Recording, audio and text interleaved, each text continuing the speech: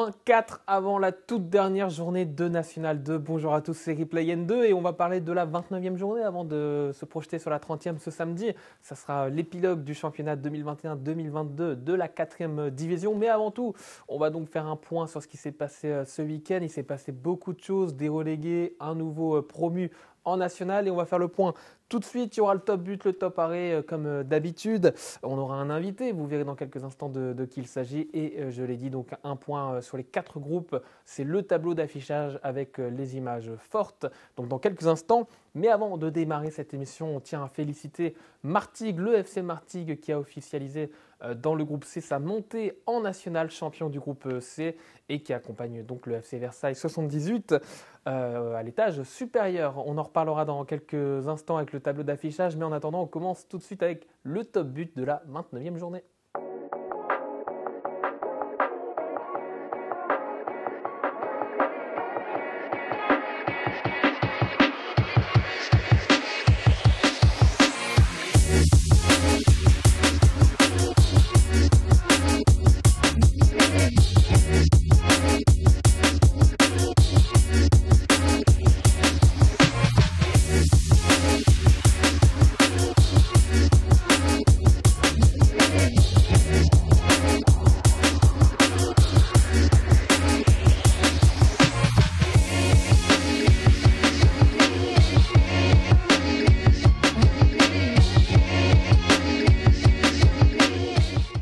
Top but de la 29e journée que l'on vous a sélectionné. Vous allez avoir comme d'habitude l'occasion de voter pour le plus beau de ces 5 buts. Pour cela, rendez-vous sur les réseaux sociaux de Foot National et c'est encore une fois sur les réseaux sociaux que l'on vous dévoilera qui, selon vous, est le plus beau but de cette 29e journée de N2. On passe à notre invité du jour. C'est un entraîneur qui ne sera plus justement l'entraîneur de son équipe actuelle. C'est Pascal Moulin, l'entraîneur d'Épinal dans la poule B. Bonjour Pascal. Oui, bonjour, Florian. Alors Pascal, avant d'évoquer les raisons de votre départ que vous avez annoncé il y a quelques semaines maintenant, un petit mot déjà sur ce qui s'est passé ce week-end durant la 29e journée. Victoire 2-1 contre Reims. Ça a été un petit peu plus compliqué que lors du match aller, remporté dans les Vosges 8-1. C'est vrai que le match aller, on avait été très performant offensivement et aussi défensivement, parce qu'à l'époque, Reims était la meilleure attaque du groupe. Et sur un match, on est passé nous de la 5e attaque à la meilleure attaque en un seul match avec ce score de 8-1.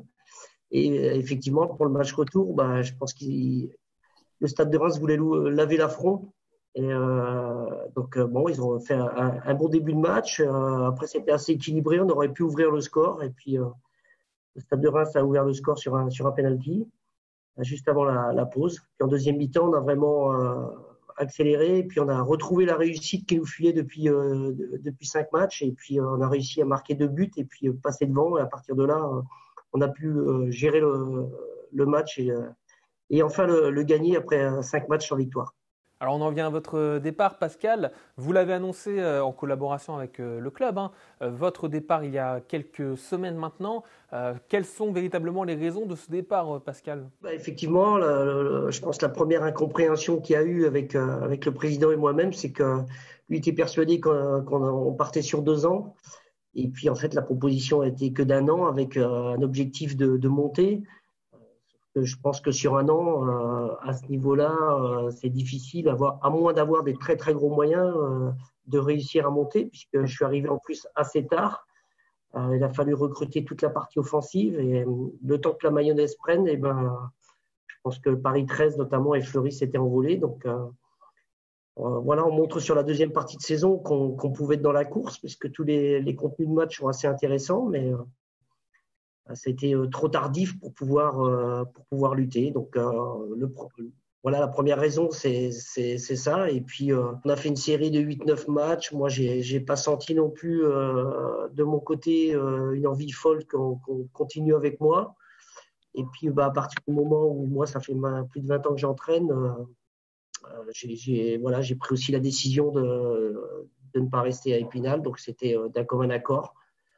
Voilà, quelque part c'est dommage parce qu'il y avait, je pense avec le groupe actuel, il y avait moyen de travailler sur la durée et de rendre ce groupe performant. Donc voilà, c'est comme ça, mais bon, ça fait partie du métier.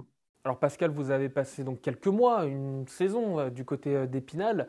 Ce que vous dites, c'est qu'il vous a manqué un petit peu de temps justement pour construire quelque chose dans les Vosges? Je pense que c'est ce qu'il faut le plus dans le football, hein, c'est du temps. Malheureusement, on veut tout de suite. Et alors que travailler dans la durée, c'est ce qui peut rendre un objectif atteignable. Et c'est un peu voilà dommage à Épinal, mais dans d'autres clubs, c'est aussi pareil. Il faut être, je pense, assez pragmatique et il faut être patient. Qu'est-ce que vous allez quand même retenir de cette saison du côté d'Épinal, Pascal? Bah, que justement, en très peu de temps, j'ai réussi quand même à amener une équipe à jouer assez offensivement, ce qui fait partie de ma philosophie de jeu. Et bon, actuellement, on est la deuxième attaque de notre groupe. Donc, j'espère qu'on va finir sur les chapeaux de roue pour notre dernier match contre Auxerre. Et puis, voilà, surtout ça. Puis surtout, j'ai vu des joueurs prendre plaisir à beaucoup attaquer, à accepter le déséquilibre. Et ça fait plaisir quand les joueurs arrivent à mettre en application tout ce qu'on travaille. Alors on connaît votre successeur, il s'agit de Fabien Tissot, déjà bien connu dans les Vosges, qui a déjà été entraîneur du SAS Épinal au début des années 2010.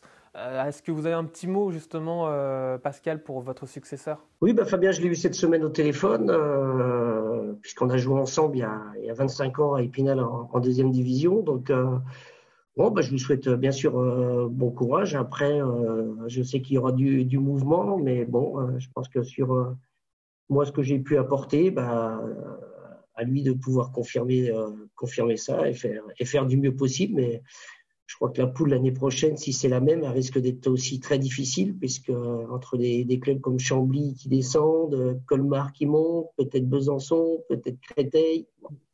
Voilà, ça va être aussi un championnat de National 2 assez difficile dans les quatre groupes. Alors on se projette maintenant sur l'avenir, Pascal. Est-ce qu'il y a un projet? Est-ce qu'il y a déjà des discussions avec d'autres clubs? Est-ce que vous savez un petit peu où vous irez la saison prochaine? Bah écoutez, moi, on va dire, je suis tombé dans une belle promotion du BEPF en 2019-2020, donc celle de Franck Hez et Steph Dumont notamment.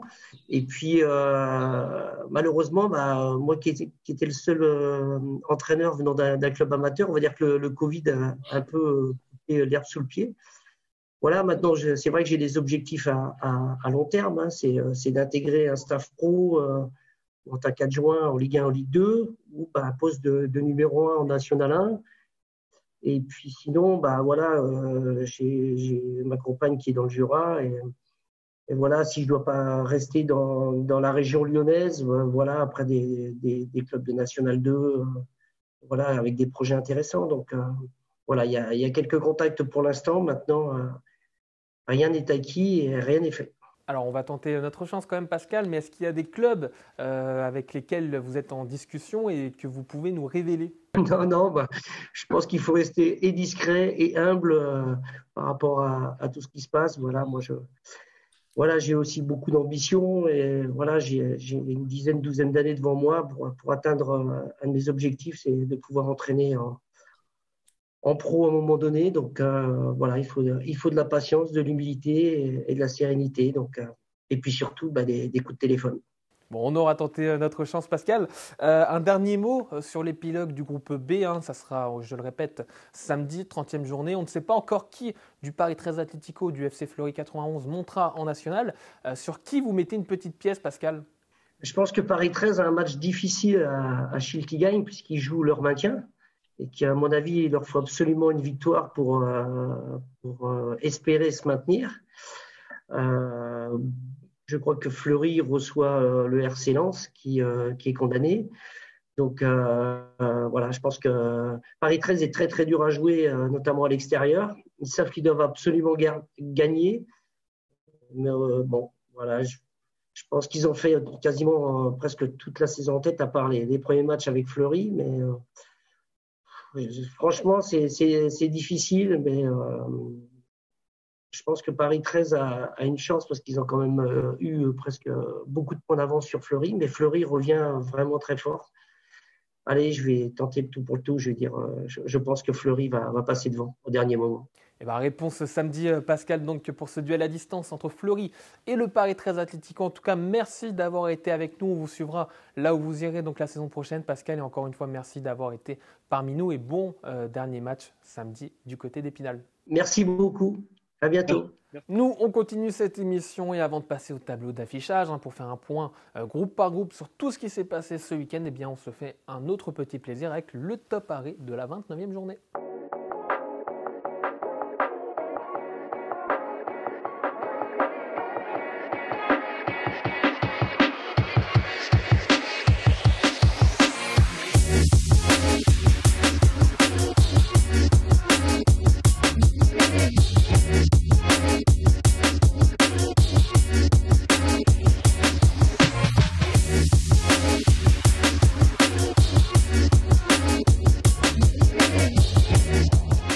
Le tableau d'affichage, vous connaissez, c'est l'occasion de faire le point groupe par groupe sur tout ce qui s'est passé ce week-end, du groupe A jusqu'au groupe D. Et il s'en est passé des choses avec des relégués, mais aussi, donc je l'ai dit en début d'émission, un nouveau promu en national. On verra dans la poule C de qui il s'agit, ou enfin en tout cas, je vous l'ai dit tout à l'heure, c'est le FC Martigues. Mais en tout cas, on passe déjà à la poule A avec le match du week-end qui concernait Guingamp face à Romorantin, une équipe comme Romorantin qui est encore concernée par la lutte pour le maintien dans sa poule A. Et pourtant, ça ne s'est pas très bien déroulé en tout début de match pour l'équipe de Romorantin avec l'ouverture du score de Guingamp, de la réserve de Guingamp par M. Roivilly à la 16e minute de jeu. Un cafouillage dans la surface qui profite à l'avant-centre donc. Et puis vous allez voir tout s'est joué finalement durant ce premier acte avec la réaction des joueurs de Romorantin, cette jolie frappe pleine lucarne de Yanis Ouamou à la 20e minute de jeu, un partout, la célébration qui va bien, et puis le deuxième but qui est intervenu 8 minutes plus tard. Là aussi un cafouillage qui a permis donc à Ouamou de doubler la mise. Victoire 2-1 de Romorantin du côté de Guingamp, une victoire impérative, vous allez le voir dans un instant au classement. On va voir également que Saint-Malo s'est imposé 6-0 du côté de Plabennec, c'est le gros coup du week-end. Là encore, vous verrez dans quelques instants les incidences au classement. La victoire folle également de Blois contre Vitré, 5-4. On ne s'est pas ennuyé dans le groupe A ce week-end. On notera la défaite du leader, et déjà champion même, Versailles, battu par Saint-Privé 1-0. Et le match nul entre deux équipes en forme, Lorient contre Rouen, 1 but partout. On jette un œil au classement. Le trio de tête, ça ne bouge pas. Versailles, on l'a dit, déjà leader et déjà champion qui évoluera en national la saison prochaine. Lorient dauphin et Chartres 3e. On regarde plutôt en bas car c'est là qu'il s'est passé de nombreuses choses avec Vitré et Plabennec. Ça y est, c'est officiel. Les deux clubs bretons évolueront en National 3 la saison prochaine. En revanche, il y a encore du suspense pour Saint-Malo, Romorantin et le Stade Malherbe de Caen pour le maintien. Un duel à distance entre les trois formations qui sont séparées de 2 points d'écart. Alors, coup d'œil sur la dernière journée samedi. Saint-Malo accueillera Saint-Privé, Romorantin accueillera Poissy et Caen recevra Plabennec. Il faudra suivre tout ça de très près pour savoir qui rejoindra Plabennec et Vitré en N3. Il faudra également assurer pour Châteaubriand et Granville pour s'éviter des frayeurs. On passe à la poule B, il y a du suspense en haut, il y a du suspense en bas, mais on va se concentrer sur ce qui se passe en haut. Le duel à distance entre le Paris 13 Atlético et Fleury. Et le Paris 13 Atlético était sous pression pendant que Fleury jouait du côté de Saint-Quentin. Le Paris 13 qui accueillait la réserve du FC Metz qui se bat pour son maintien. Match donc crucial pour les deux formations. La montée versus le maintien. Et on va voir que c'est l'équipe, le leader tout simplement, qui s'est imposé sur son synthétique. Une victoire courte grâce à un but de Kemo Cissé. 1-0, un but intervenu au retour des vestiaires. Courte mais précieux succès puisque dans le même temps, Fleury, le Dauphin, s'est imposé du côté de Saint-Quentin 2-0. On verra au classement les conséquences. Dans le bas de classement, là aussi, il s'est passé des choses. Lens tenu en échec par Beauvais, 2 buts partout. Agno qui étrie Shilty Game, 4-1. Et même score pour Auxerre face à l'Entente Saint-Gratien, la lanterne rouge. D'ailleurs, c'est fini pour l'Entente Saint-Gratien, tout comme la réserve du RC Lens. Tous les deux officiellement condamnés au National 3 la saison prochaine. La bataille, elle, va continuer entre le FC Metz qui accueillera Bobigny et Shilty Game qui se déplacera, qui va accueillir plutôt le leader, le Paris 13 Atlético. Match à distance pour la survie en N2. Les deux équipes, vous voyez, ont le même nombre de points. En tête du classement, le mano à mano continue entre le Paris 13 qui, je l'ai dit, est attendu du côté de Shilty Game et Flory qui recevra le RC Lens. Suspense total donc pour la poule B pour savoir qui montera et qui sera le troisième relégué. Allez, on file dans la poule C maintenant avec la fin du suspense pour la montée puisqu'on sait, ça y est, que le FC Martigues évoluera la saison prochaine en national. Et on va regarder le grand format de la victoire et du succès des Martegos sur la pelouse de l'OM. C'est un grand format préparé par Youssef Fekaya. L'expérience face au minot, le leader face à la lanterne rouge, c'est le choc des extrêmes qu'on vous propose aujourd'hui dans le grand format. Merci de nous rejoindre, ce format spécial Olympique de Marseille, FC Martigues. Les Martegos, je le disais, sont leaders avec 54 points et la réserve de l'Olympique de Marseille est dernière avec 24 points à 6 longueurs derrière le premier non relégable.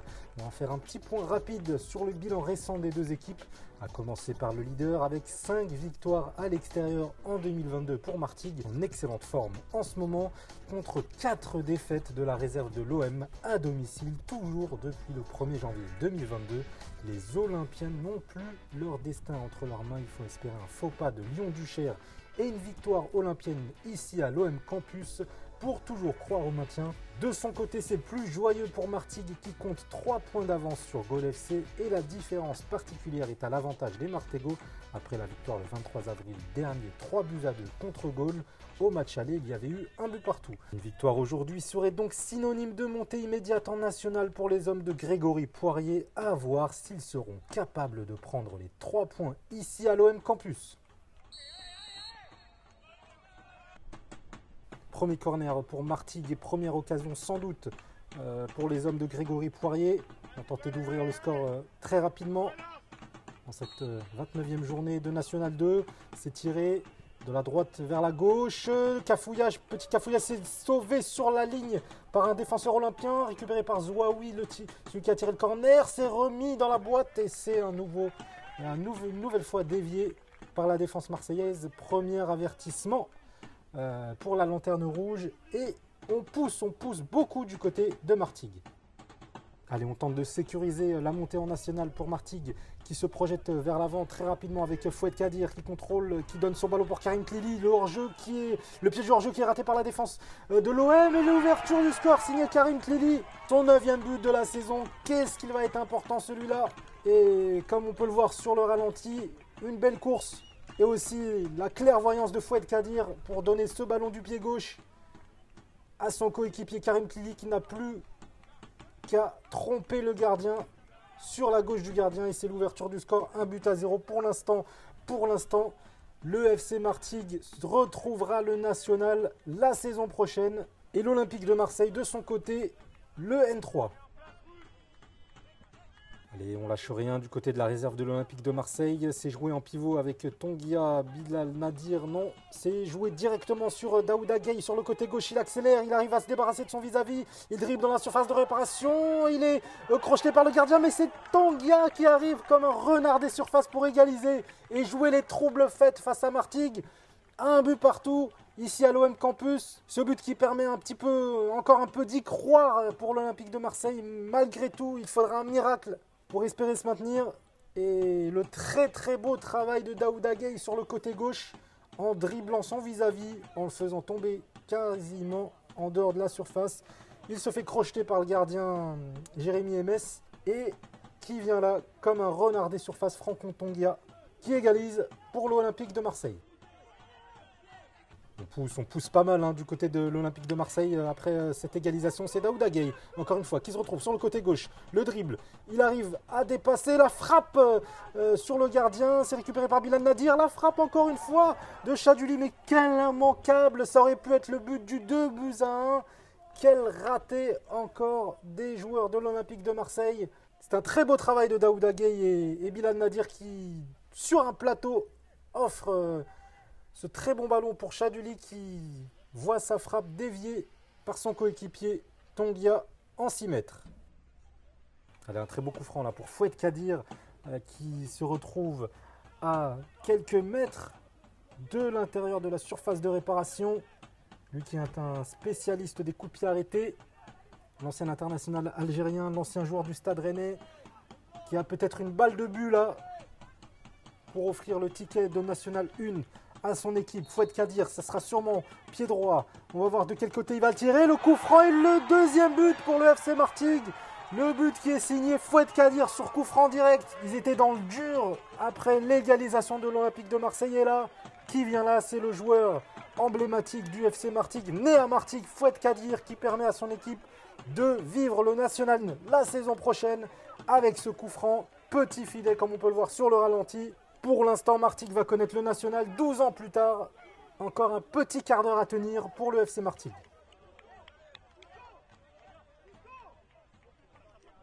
Toujours 2-1, 94e minute de jeu. À quelques secondes, à quelques millisecondes même de la montée en National. Et l'arbitre qui regarde sa montre et c'est fini. Le FC Martigues qui va connaître le National la saison prochaine. Ils ont profité du faux pas du Gol FC. Et Grasse qui était beaucoup trop loin pour tenter de revenir à portée de Martigues.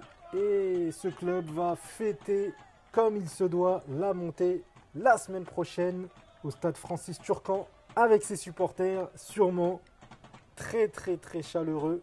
Comme d'habitude, comme on a l'habitude de le voir, il faudra compter sur cette équipe l'année prochaine en nationale. Sûrement avec Grégory Poirier, avec son effectif mélange jeunesse et expérience. Quant à nous, on se quitte sur ces images de liesse et de joie des joueurs de Martigues. Et on se donne rendez-vous la semaine prochaine pour un nouveau grand format spécial N2 avec les dénouements sûrement pour les groupes B et D.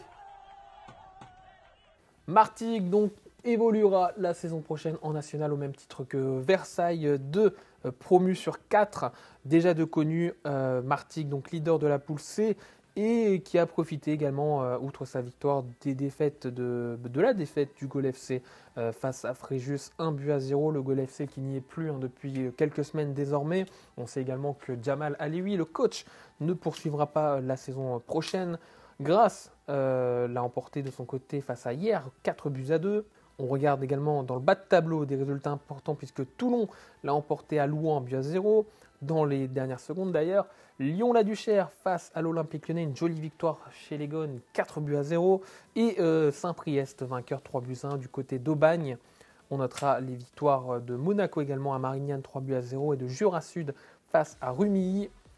Mais c'est trop tard donc pour l'OM, Rumilly et Monaco. 2 réserves descendent, Monaco, Marseille ainsi que Rumilly. On connaît donc les 3 relégués.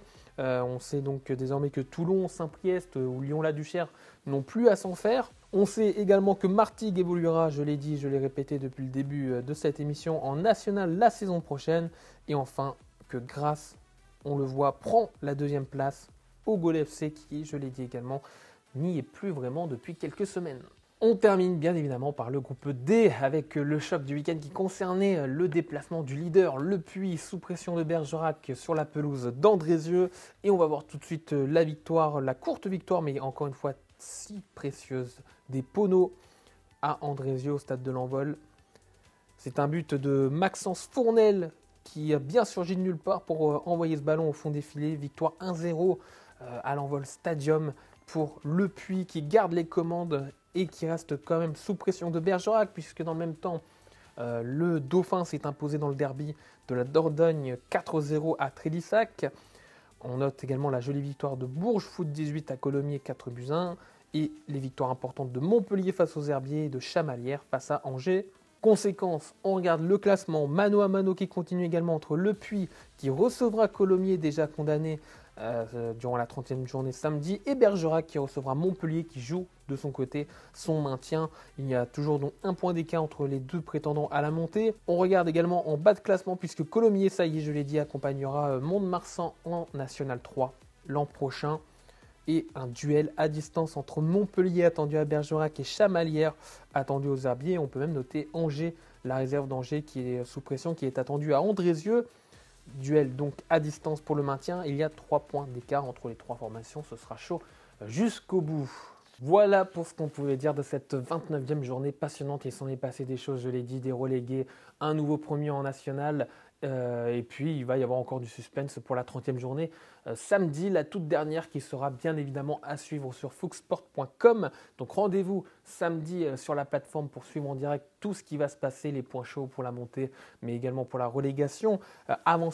Avant la 30e journée, il y aura le grand rendez-vous, le deuxième rendez-vous de la semaine avec Denis Balbir live N2, une spéciale Martigues d'ailleurs. Vous aurez l'occasion donc de faire un joli point avec le nouveau promu donc en national avec Denis Balbir.